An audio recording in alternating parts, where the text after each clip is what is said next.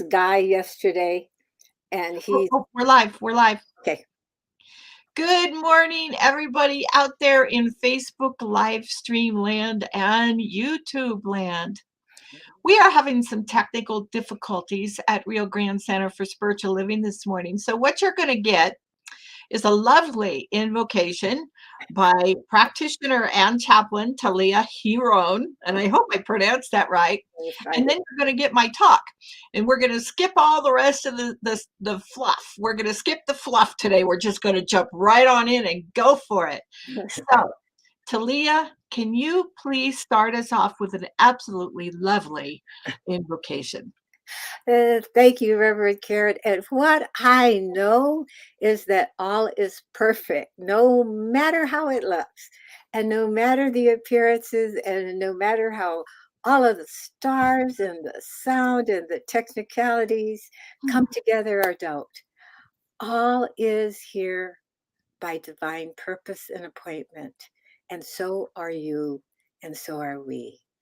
So, in the knowing of that knowing, in that deepest vibration of all love and all heart, we join together this morning, however it is, wherever we are, whatever state of being we've been in, knowing that we are the center of the divine love and heart.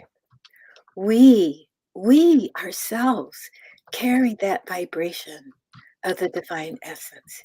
It lives and it radiates and thrives right here within us as the blessing that we are, as all of the potentiality that we not only have, but that we are born to generate, even beyond what we can now fathom or imagine, because we are constantly growing and becoming more than what we are in this very moment. And so, in a sense, there is never any perfect, because that implies a conclusion and a finished state. And we're never finished. We're always becoming even more, glowing even brighter, and shining even stronger, and radiating even higher. So, in that knowing that you are this fantastic, beautiful, creative, joyful essence of the divine, meant to become, meant to be joyful, yes, to enjoy your very being, every moment, even the turmoils, even the catapulsions or whatever. You are bigger than all of that. And happiness is yours. And so, any questions, just go to your heart. Your heart has all the answers. For you are this divine essence. So please know that with me this morning. You always are. And so it is. Thank you. Oh my goodness. Thank you very much, Talia. You changed my energy entirely. That is absolutely wonderful. Absolutely wonderful. So, once again, if you're just tuning in, welcome to the Rio Grande Center for Spiritual Living. We are experiencing some technical difficulties this morning at the center. So, what you will be getting if you are online is the abbreviated version of our service this morning. The folks in the center are asked to stick around afterwards because there is going to be some music and other yummy stuff for you.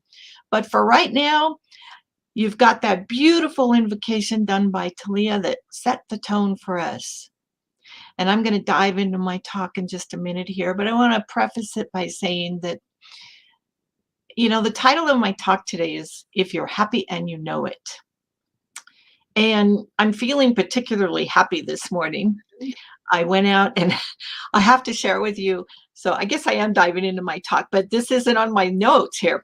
I want to share with you that last night I went to a gathering of women in my neighborhood, and we get together about once a month. and we do a potluck, and we play a little game called Left, Right, Center. It's a very, very simple, simple game, and we have so much fun when we do this. And last night we were joking and playing around as we normally do, and all of a sudden I found myself laughing so hard from my belly that I had tears streaming down my eyes and my stomach hurt. Mm.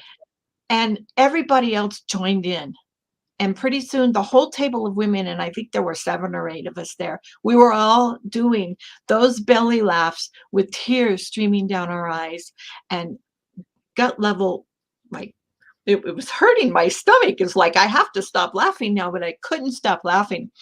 And that's happiness. And sometimes we're not always aware that we're that kind of happy. And there's different levels of happiness. And so today I do want to talk about those different levels of happiness. I want to talk about how to get to those levels of happiness using spiritual practices. And I want to talk about just all of the other beautiful things associated with happiness because we can't always get there. So, Abraham Lincoln. Now I'm diverting into my notes now. That was ad lib there first. Abraham Lincoln once said that most folks are about as happy as they make up their minds to be. And I have discovered, and maybe you have too, that there's some truth to that.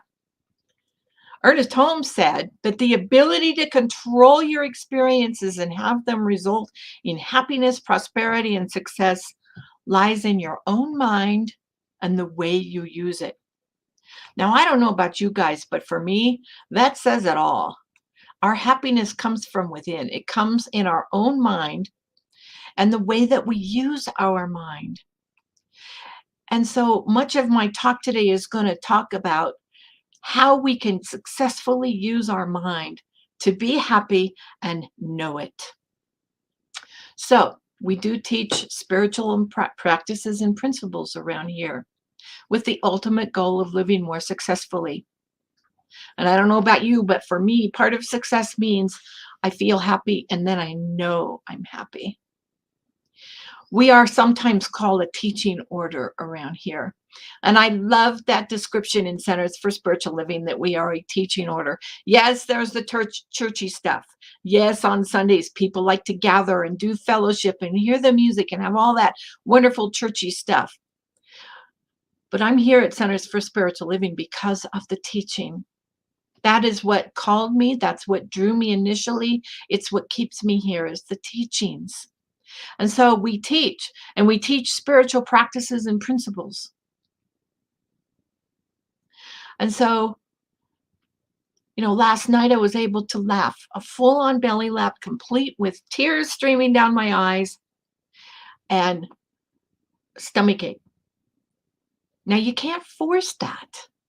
And I have to tell you that it's been a bit of a journey to get to that point for me because let's face it, life throws stuff at us. It throws changes at us. Now, we have a choice. We can take those changes and say it's all good all the time and we can ignore them. And then we can get busy and we can continue saying it's all good all the time and not do any spiritual practices to deal with those changes and muddle through as best we can. I happen to believe that that is not a road to happiness there. It's not a road to happiness. Now, you can't force a true belly laugh, but you can get there by doing spiritual practices. Spiritual practices are the most powerful ways I know to meet life on life's terms and successfully transition through all the changes it throws at us. In this teaching, I think sometimes we might do ourselves a disservice because we do tend to go to, it's all good all the time. It's all good all the time. I mean, if God is everywhere present and God is all good all the time, then what about this situation is not good? It must be good. And so we plunge through, we power through, we get busy, except it isn't all good. not at the present moment. If we're having feelings, those feelings that Kamatara spoke of at the beginning of the month, if we're having those feelings of sadness or grief or anger or frustration or any of those kinds of things, we need to acknowledge them. We need to allow them. We need to embrace them and allow them to be, because only that way can we move through the other side and come out being happy and knowing it. I get it. Sometimes the sadness is so great that, and I experienced this when my husband passed away almost 2 years ago now. I thought that if I let myself cry, I would never be able to stop. But I knew also that I needed to let myself cry because that's the only way out of that grief journey. And so I did. There's been other times in life when physically curled up in a fetal ball. Have you ever had that experience? Guess what? If we want to curl up in a fetal ball and hide underneath the covers, we get to do that, because that's the road to happiness. We have to acknowledge that stuff. We have to be there. But the gift there and the good there is when we do that, we can come out the other side and do what I got to do last night, which was have a whole bunch of full on belly laughs. And it kind of surprised me because it's been a while. And I'm smiling now thinking about it. And I'm hoping I'm not going to break into a fit of giggles here. I'm going to try and do this talk without doing that, because once I start, I'm not going to stop. It's like crying. Once you start giggling, you're not going to stop. But if we give ourselves a break when life hands us those things and we sink into spiritual practice, we can get out the other side. Avoiding spiritual practices is not the road to happiness. There's dragons there. There'll be dragons on that road. We cannot take on the problems of the world unless and until we tackle our own problems. We can't successfully weather the transitions that life throws at us unless and until we settle into some quiet time and do our spiritual practices. And yeah, there are different kinds of happiness. There's that happiness where you can indulge and allow and have deep, surprising and deep, full-on belly laughs, complete with tears streaming out of your eyes and a stomach ache. There's that kind of happiness. But then there's the more quieter kind of happiness, what I call joy, where you just feel joyful about everything and anything. There's fleeting happiness where we might indulge in an outside fix, like eating chocolate, for example. There are some times when only chocolate will do. I get that. But it lasts for so long. I'm talking about the deep kind of happiness and joy that lasts forever, no matter what. So, how do we do that? How do we get to that place where we're happy and we know it?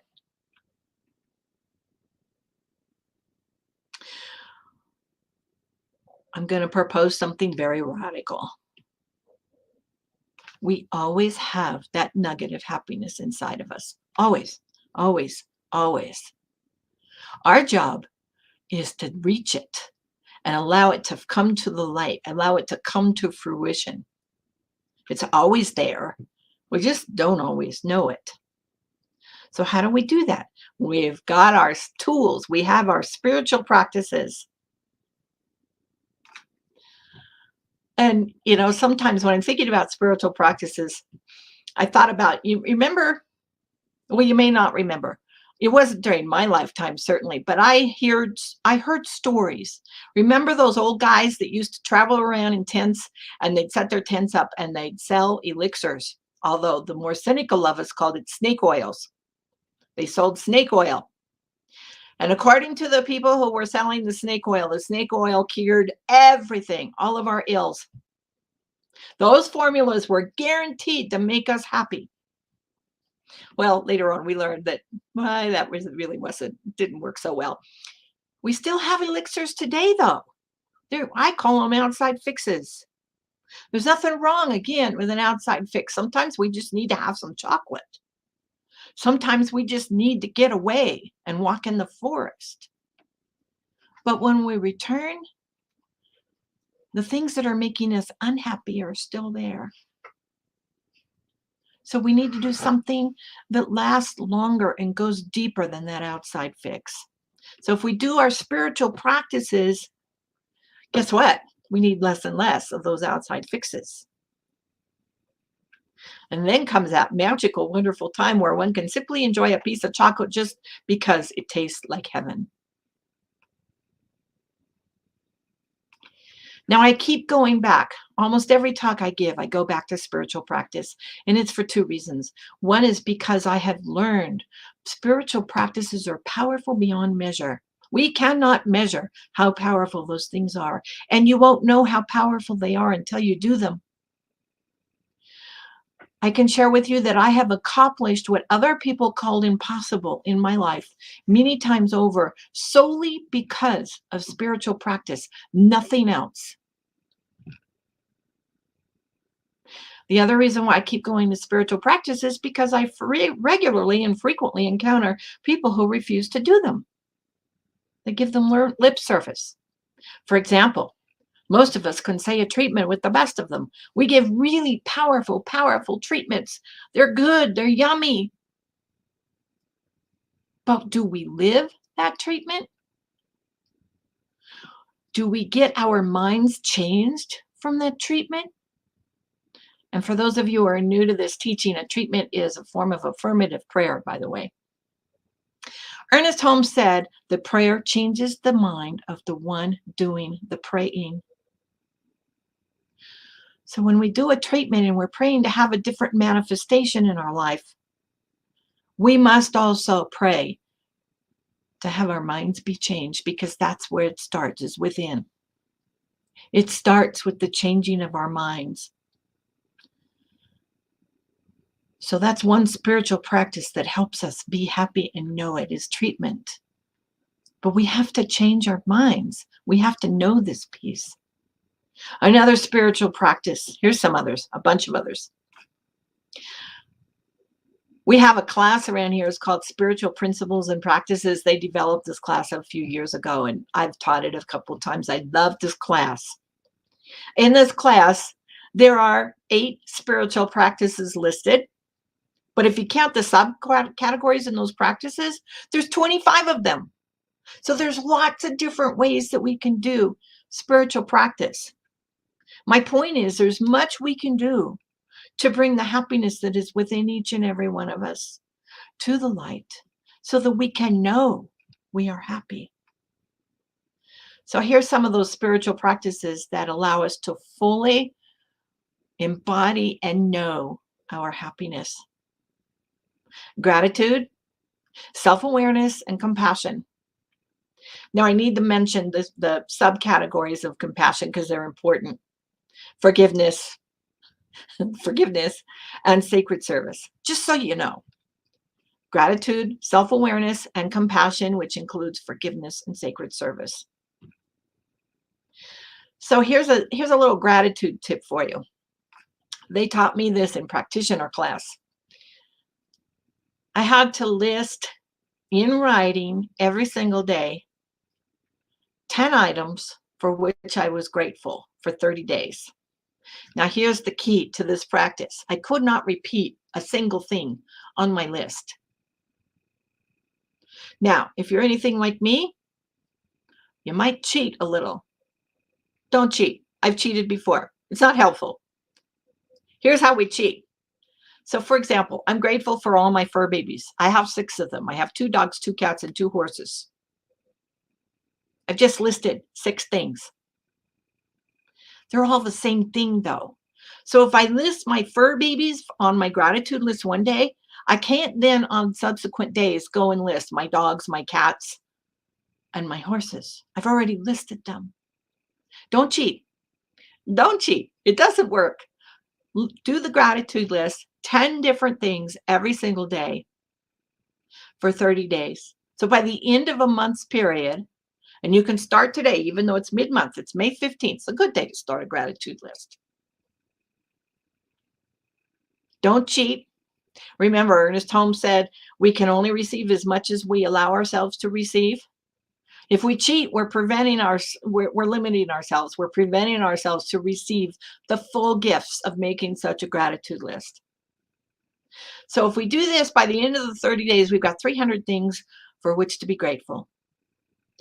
And I can tell you, if you're starting to list things like perforated toilet paper, you know you're doing your list right. So that's one way to get to happiness. Believe it or not, make a gratitude list. 10 items, 10 different items every single day for 30 days. I'm telling you, it works. Now, self-awareness. This happens to be my most favorite form of spiritual practice. Now, sometimes I cross over that line of balance to the other side, and I do it so much that it gets in the way of my joy because sometimes I take things very, very seriously. I get really intense and I tighten up and I just, everything's just so serious. Sometimes I just need to lighten up and get rid of that intensity. But self-awareness as a spiritual practice is very, very valuable. Remember back in the beginning of the month when Kamatara talked about feelings and how to identify them? She was talking about a very real problem with a lot of us. We are not in touch with our feelings. Ask someone how they're feeling about something, and they'll give you a thought. Well, I think, or an opinion. Those are not feelings. Those are thoughts and opinions. So we need to learn how to identify those feelings. And she gave you some wonderful tools to do so, by the way. So self-awareness, we start with identifying our feelings. Once we've identified our feelings, we allow ourselves to feel them. They're not going to kill us. They really aren't. I promise. They're not going to kill us. Once we bring them to the light, it takes all the power out of them, and then we can move forward. Next in the lineup of spiritual practices to make us happy and know it is compassion. Now, under the heading of compassion is that big bugaboo, forgiveness. And I've said it before, and I'll say it again. Forgiveness is the most powerful spiritual practice we can do. It's also the most difficult. I can and have done entire retreats, 3-day retreats on forgiveness. People have done 10-week-long classes on forgiveness. I mean, it's a huge deal, and it's a very deep subject, and it's very, very powerful. Forgiveness opens up doors of joy and happiness that you never even knew existed. Take my word for it. And forgiveness is miracle making. It really is. I've tried it. I've tested it. Because sometimes I'm a little cynical. I've tested that. Go to forgiveness. Do the work. You'll be really glad you did because you'll be happy and you'll know it.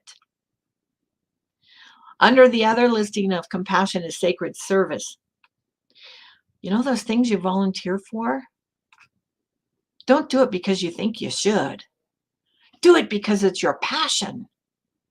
Figure out what you like to do. Chances are there's a place where you can put that passion to work. I happen to know that at Rio Grande Center for Spiritual Living, Carol Ann Armijo needs some kitchen angels on Sundays. You like to cook? Do you like to decorate? Do you like to set things up? Do you like fellowship? That might be a nice little way for you to volunteer. I also know that Annette, our techie person, is always looking for tech people. There might be some opportunities in the bookstore. We had a practitioners meeting yesterday, and one of the things we were talking about was that passion. What do we want to do in life? What do I want to do in my ministry? I asked the practitioners that. What do you want to do in your ministry? And guess what? We did a spiritual practice to figure that out. We did a spiritual practice called visioning. And I asked them, what new wants to be born here? What do you need to embrace in order to have that new thing be born in your ministry? What do you need to release in order to have that new thing be born in your ministry? It's all a wonderful spiritual practice. And if we know what our passion is and we decide to do sacred service in that area, It's a win-win for everybody, and we get to that happiness, and we know it. It is possible to be so happy. And if we do these spiritual practices, we can know this happiness on levels we never ever knew before. Now, I'm going to jump off to my end here because I put a little bit in front that I wasn't planning on and my timing's a little off. So, one last little tidbit about happiness. Be as a child. You know, our theme for the year in this global themes thing that we're doing is living everyday wonder. How we live everyday wonder is we be as a child. You know how you turn a little kid loose outside? It doesn't matter where outside it is. Watch them. Watch them get down on their hands and knees or go into that little squat that little kids can do because they're really flexible. And they look at everything that's happening on the ground in front of them. And they look at it with wonder and awe. They might pick up a little rock and see the beauty in it. You might notice the texture or the shape or the color of the rock. And it's all wonderful to them. It's all awe-inspiring to them. And we be as a child. Watch a little kid. Listen to them make funny noises. You know, they like make little choo-choo noises and they go woo woo and they, you know, they make all these funny noises. Make some funny noises. Watch a baby. I don't know if the baby's at the center today. Watch a baby. They're fascinated with their feet, these babies. They look at them, they gurgle over them, they grab them, they go, oh, this is interesting. Let's check this out. Be as a little kid. I'm not telling you got to grab your feet. I don't think most of us are capable of doing that. But you get the principle. You get the principle, right? We copy those kids. And I know probably there's a rule somewhere. We're adults now. We're not supposed to be doing stuff like that. Oh my God. Whoever made up that rule needs to go away. It just needs to go away. Be as a child. Live everyday wonder. Go outside and look at the rocks or the plants or the grass or the weeds or whatever it is that's in abundance out there. Play in the mud. Get dirty. Let yourself get dirty. You can be as a child and notice the miraculous things in this world. And I have news for you. When you can notice those miraculous things in the world, you've got it in you. Because you would not be able to see those miraculous things in the world unless you had it within yourself. You wouldn't be able to contemplate being happy and knowing it unless you already had it in yourself. It's already there. It's within us. Sometimes we just need some spiritual tools and practices to help us to consciously realize it. So that's what I'm asking you to do today. That's what I'm inviting you to do today, is to be happy and know it by happily and joyously engaging in spiritual practices. And so let me dive into a little treatment here before I close up and turn it over to the folks at the center. And so I know that God is indeed everywhere present. I know that this thing called God is present in the rocks and the weeds and the flowers and the air and the breeze, and in each and every one of us present here today. I know that God is embodying as us. I know and I feel this embodiment from the deepest parts of my being. And so I know that now that I speak my words, that my words have all the power of God behind them. And so I speak my words now, knowing that each and every one of us is willing to do those spiritual practices. Each and every one of us has that happiness within us. Each and every one of us feels that happiness. And each and every one of us is experiencing that happiness bubbling up from deep inside of us, so that we are now aware of that happiness and we are feeling that happiness and we are laughing and we are giggling and we are experiencing joy. And my words are complete, and I release with great gratitude.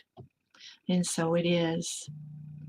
And so I'm going to let Talia do another invocation because we typically finish. We start with a benediction. No, we start with an invocation. We start with an invocation. We finish with a benediction. Sorry. And I'm a minister, but I'm human. And I forget things sometimes. So I just want to mention, if you're at the center physically this morning, stick around, enjoy the music, experience some fellowship, have some fun, play. Try noticing the people around you and notice that there's something beautiful going on there. Anything at all.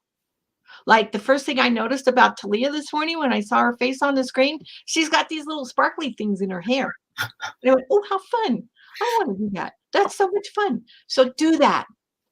So, and stick around they're probably going to do some announcements. They're probably going to do some music. I know they're going to do music because we got music there. They're going to do a bunch of other stuff. But for you folks online, have a happy, happy day. Talia, close Okay, it out, please. I'm here. Thank you, Reverend Karen. And those little sparkles in my hair, they give me a little sparkle. And that's why I did them, because I wanted to have a little laugh or a little moment of joy. And so in this moment, I applaud your talk, Reverend Karen. And I am so glad to be reminded that we are to follow that road to happiness, that road with the little red shoes and the sparkles and whatever it is that is within us, that inclination to joy and to laughter and to having a big, deep belly laugh, or whatever it is, to riding a horse or flying a balloon or traveling or simply being or being with our animals or watching the sunset or spending time with a loved one. Whatever it is that brings you joy, listen to that note within, because it is there. And if you don't hear it at first, just listen a little longer, because your heart, that center of your soul and your being, it knows. Its most precious center. You can trust your own heart. And so I call us to dive into the heart of our souls and spirits and know that we are always loved and always blessed.